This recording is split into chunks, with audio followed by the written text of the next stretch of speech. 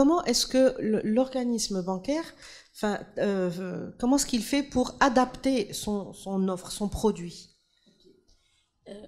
Alors, peut-être juste, je dirais un mot sur le process.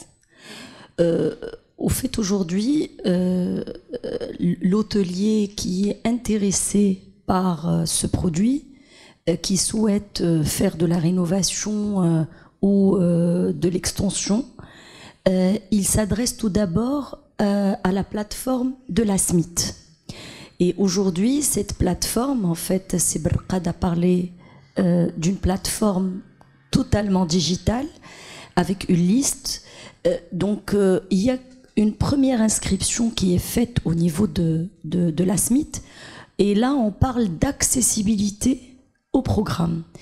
Il y a un certain nombre de critères, notamment la partie rénovation qui ne doit pas être inférieure, rénovation lourde qui ne doit pas inférieure à 5 ans,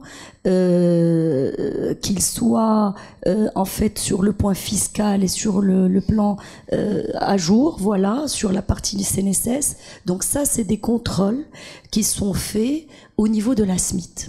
Une fois l'opérateur a cette accessibilité, il adresse son dossier à la banque.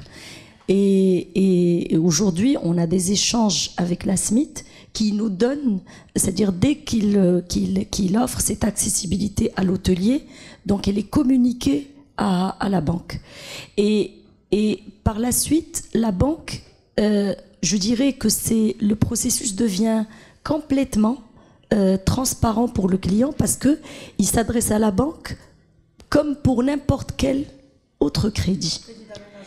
Exactement, c'est un crédit d'investissement et donc tout ce qui est gestion, je dirais, des échanges avec tous les organismes est fait par Tijari, exactement. Alors, comment, je dirais, il est fait d'abord en amont, dans l'étude de l'acceptation et tout, je veux dire toute la partie amont avant de, c'est-à-dire c'est le time to yes. Il est géré en toute transparence et même je dirais ce qui est important, c'est la deuxième partie qui concerne le remboursement et le remboursement des intérêts. C'est quelque chose qui est géré en totale transparence et avec les échanges avec l'État. Donc, il va se voir le montant crédité sur son compte. Alors, je voudrais attirer au passage que l'ensemble du processus est digitalisé. La demande est faite à travers le digital.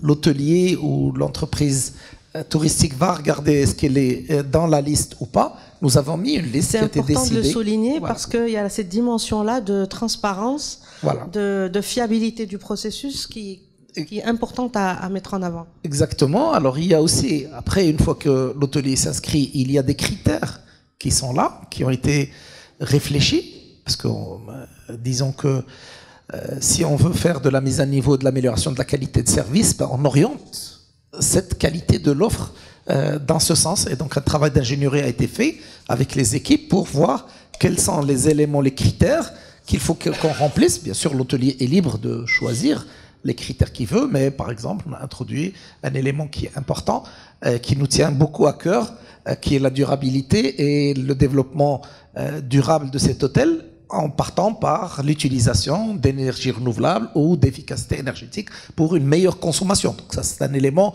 qui n'est pas aujourd'hui... On ne va pas éliminer un hôtelier parce qu'il n'a pas fait, mais on oriente dans ce sens-là. Là aussi, il y a un certain nombre d'éléments qui nous permettent de dire la qualité de service a été...